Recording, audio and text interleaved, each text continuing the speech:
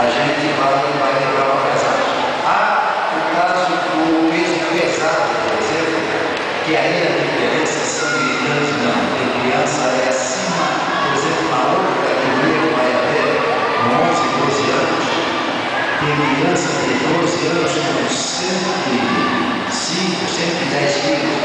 Tem outros que tem 60, porque a categoria é acima de 52 quilos, é o pesado. Então, aí sim vai haver diferença.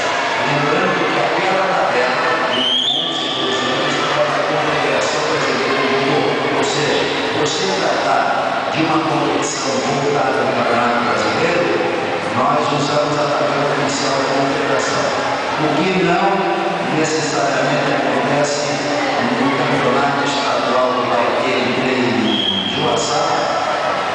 Lá não.